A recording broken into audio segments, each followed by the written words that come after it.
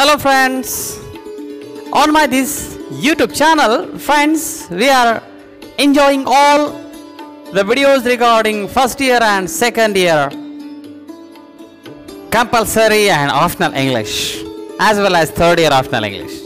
Friends, now here we are in the very important unit, that is unit number 7th, non-fictional prose of second year BA, BCom, BSc, BSW, compulsory English.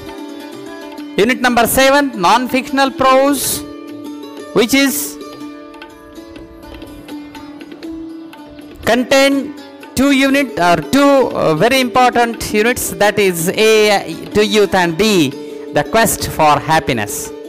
Friends, in this video, really we are going to discuss about the very famous essay or non-fictional writing, The Quest for Happiness, written by His Highness Dalai Lama. Friends, the 14th and current Dalai Lama is highly renowned, preeminent Buddhist monk. He is widely known as a religious preacher, Buddhist scholar, and spiritual writer at the international platform. Friends, we know that he born in 1935 from a horse trading family in a small hamlet located in Tasker, Amdo, northeastern Tibet. His Holiness began his monastic education at the age of 6, and he is greatly influenced by Lord Gautam Buddha and his philosophy. Friends, Dalai Lama in 1958, following the brutal suppression of the Tibetan national uprising in Lhasa by Chinese troops, hence His Holiness was forced to escape into exile.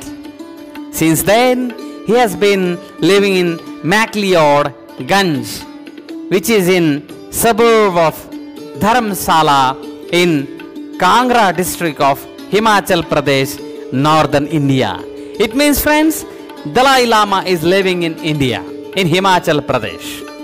Dalai Lama is a man of peace, and it's our proud, friends, that in 1989 he was awarded the Nobel Prize for his non-violent struggle for the liberation of Tibet. Yes, friends, this is very great idea about the life in nutshell, the life of His Holiness Dalai Lama. Friends, the present essay, The Quest for Happiness, deals with the subject of human survival with hope. Yes, friends, everybody is following, or everybody requires the happiness.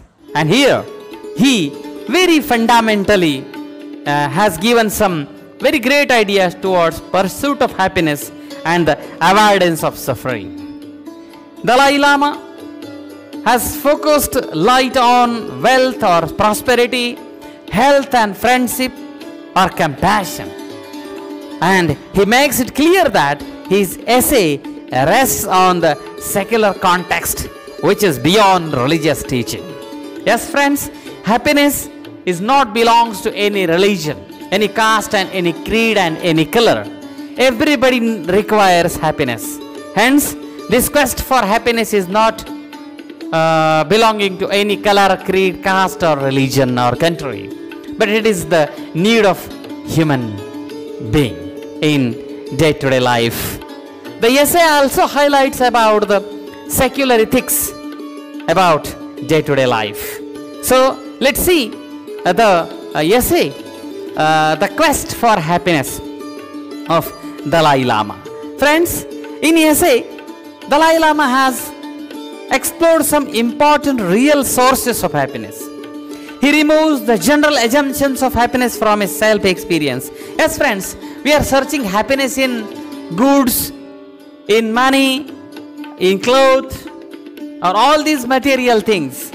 But as Dalai Lama has mentioned that through his experiences that he observed hope, which implies the thought of something better, or the idea of future happiness enables a human being to survive and therefore has survival value. Yes, friends, we are living on the matter of hope. Yes, tomorrow will be better than today.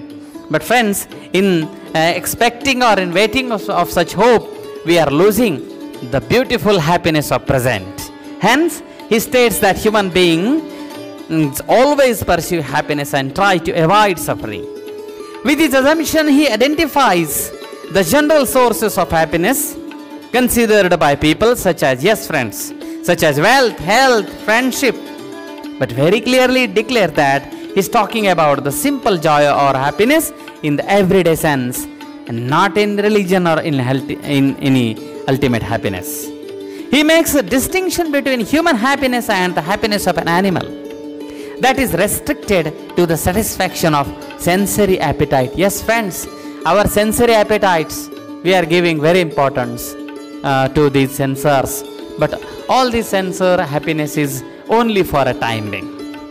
While commenting on wealth, yes friends, we feel it doesn't mean that wealth is useless in our life, but wealth is not everything. While commenting on wealth as one of three assumed sources of happiness, yes, he has mentioned in the essay that there are three: wealth, health and friendship. But what is the importance of wealth in happiness? Dalai Lama accepts that with human being, for material factors affect the happiness. He justifies this by stating that even a hermit living alone in a mountain cave, he needs food and clothing. And so also a common man requires money to live a dignified human life. Further, he states that money makes people happy and they can fulfill their wishes. It also provides choices and freedom to human beings. He also mentioned that people are so preoccupied with money that even reciting a mantra associated with Buddha of compassion, Om Mani Padme Hum, they mumble hurriedly, uttering the word money and making sound like English word money. Actually, what is the meaning here in the philosophy of Lord Buddha? Lord Buddha mentioned that Om Mani means, here we found that there often under our breath, even when we are busy with our things, we say Om Mani Padme Hum, means here we have to think about very good things. But here we are following the instead of MANI, we are following MONEY. He agrees that wealth confers a kind of security and satisfaction. No doubt, yes friends, wealth matters in our life, but it doesn't mean that wealth is everything. He agrees that wealth confers a kind of security and satisfaction. But question is to how secure material wealth can ever be. He explains that wealth and prosperity are required to fulfill one's fundamental needs, which are prerequisites of human happiness. With the help of wealth, one can obtain an all luxurious, yes friends, we'll see that very important quote, that we can buy the bed, but we cannot buy the sleep. So we can buy luxurious things to raise one's level of comfort and convenience. But what about mental comfort? But availability of these material factors cannot give guarantee of everlasting satisfaction. On the contrary, this materialism may lead towards greater anxiety, stress and worry, which can turn into anger and even resentment.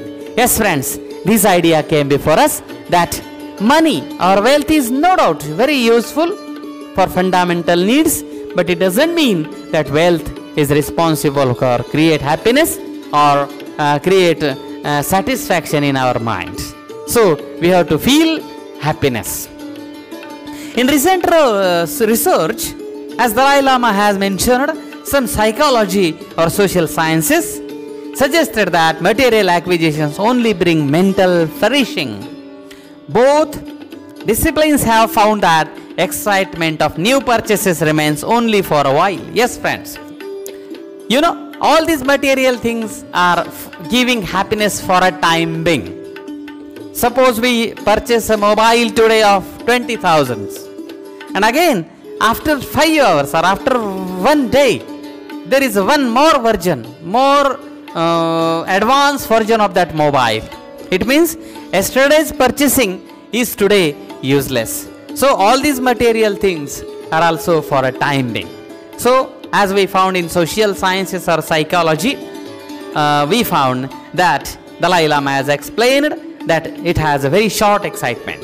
To explain this, Dalai Lama takes support of a Tibetan expression asar sapo, meaning very new. Actually, all these materials are not new, but every day or every morning can be a greater new idea for everybody. That is one who always pursues that latest material things, the condition of today's consumer, who is characterized by a kind of fickleness. Yes, friends, we have to be very careful about following all these materials. There are some greedy, or there are some people who have a lot of money or wealth. They are spending on useless things. They are selling, reselling, and again purchasing the same things, which is not satisfactory for them. Here Dalai Lama points out that of all kinds of conflicts from the local level to the international lie in resources and material values. He shares his own experience about rich billionaires who are tired of their material possessions and become dissatisfied and unhappy as the possessions bring loneliness instead of happiness or satisfaction. Yes, friends, there are many rich people, they have very dangerous diseases of loneliness, or they face the idea of suicide. Why? Because they are totally captured by materialism. Hence, friends, no doubt material is useful, but material is not everything. We have to think about all these things. Apart from that, here Dalai Lama has given about possessions bring loneliness instead of happiness or satisfaction. He uses the Tibetan term Kunga Dondup, means nickname of money in Tibetan. Kunga Dondup means money, which the Tibetans, he says, are devoted to, but unfortunately it brings lot of suffering. Instead of material wealth, Dalai Lama advocates mental wealth based on love and compassion that brings pure happiness. Yes, friends, as Swami Vivekananda has also mentioned 3 types of help: physical help, mental help, and spiritual help. So friends, this spiritual help is very great one. Like that, the spiritual wealth is very useful. Here mentioned by Dalai Lama. He points out that material security and satisfaction given by wealth is easily exposed at the time of natural disasters. Yes, friends, we have seen that. This corona pandemic has taught us a lot. There are many people who have crores of rupees, but they have no mental and physical fitness, and due to that they meet to the death. It means that money is not, and these natural disasters are responsible to destroy all these wealth and impression of money. Dalai Lama preaches that one's inner or mental state is the only responsible factor for happiness of both rich and poor. Yes, friends, rich and poor is not counted with the help of wealth, but how you are mentally thinking, how you are emotionally thinking, that matters. A poor family with affection, kindness or trust between them will be happy, but a rich family will not if suspicion or resentment fills their mind. Finally, the Dalai Lama emphasizes here that the mental level of human being is the ultimate key to happiness. He points out to recent social or scientific research which proves that the mental benefit of wealth are temporary. The general level of satisfaction is a society. In a society is higher in the absence of the rich and poor divide regarding the distribution of wealth. This suggests that one's well-being depends on several situational factors that have an effect on one's views, attitudes, and relationship to the wealth. Yes, friends, wealth is temporary. All saints and all great thinkers always mentioned that wealth is for temporary, it is for a time being. Friends, there is one more source, the second source of human happiness observed by Dalai Lama, and that is health. Yes, friends, there is one quotation: if wealth lost, something lost. The second, the health lost, if wealth lost, nothing lost. Health lost, something lost. But character lost, everything lost. Here, second source that is observed by Dalai Lama, and that is the health. He admits to the importance of physical health and suggests precautions that should be taken with regard to eating, sleeping, exercising, and the need to consult a qualified doctor in case of illness. Yes, friends, health is very important. Again, friends, this corona pandemic taught us that how health is very, very important, and now everybody is very cautious about keeping very good health. And friends, everybody has to do that. Every day we have to do the exercise, yoga, pranayama, meditation, and positive things and positive thoughts which can build our life very beautiful. Friends, but he rejects the view that health should be considered as entirely responsible source of happiness. Yes, friends, health is also not everything for the source of happiness. He gives the example that person with strong body may not be happy. On the contrary, a person with weak body can be happy. Finally, he comments that health is like wealth, is not the ultimate source of happiness. Happiness is related to the state of mind, outlook, motivation, and our level of warm-heartedness towards others. Yes, friends, sympathy, pity, love, affection, attachment, all these things are very, very crucial in our mind. And if your heart is not rending for somebody's grip, then your health is not useful. So friends, we have to think about others, we have to motivate other people, and we have to think warm-heartedly about the world. So friends, every morning we have to pray to Almighty, to Sun, or to all these very important nature that survive the earth. And if we pray, definitely these thoughts will come to you. Hence, health is also another second source of happiness. But finally, the third source of happiness considered by Dalai Lama, and that is friendship. Yes, friends, friendship is the root cause of happiness. He views the importance of genuine friendship, which is required by one's well-being, and rejects superficial relationship deliberately developed for money, social credit, and appearance, which continues till it is present with the person. Yes, friends, friendship must be without any kind of expectations. That friendship is a great friendship. There must be the friendship like Krishna and Sudama. There must be the friendship which we have seen in many myths. So such type of the friendship is very useful for. Here Dalai Lama puts a question mark on such a if somebody is creating superficial relationship, then that is very dangerous. That kills the happiness or disappears from the life. Yes, friends, in one poem, A Poison Tree, we have seen that if there is a foe instead of a friend, if there is a foe, that will be very harmful. So we have to think about these friends, and then we have to think about the happiness. He also said that genuine friendship is based on trust and affection, which arises through one's own attitude of concern and respect towards each other. He gives the account of meeting a Christian monk on his visit to Spain many years ago. The monk has spent 5 years living as a hermit behind his monastery, meditating on love. The Dalai Lama noticed that the depth of feeling in the monk's eyes was revealed more through his eyes than his words. This example reveals warm-heartedness which connects one to others, although one is alone. According to Dalai Lama, an inner affection, concern, and warm-heartedness towards others is only alternative to human isolation. Yes, friends, there should be the sympathy, pity, love about other is very, very important ornament of human mind or heart, and we have to keep this. Briefly, in this excerpt, Dalai Lama looks at the sources of happiness valued by human beings: wealth, health, and friendship. But he concludes that these sources followed by incorrectly are unable to provide eternal happiness to human beings.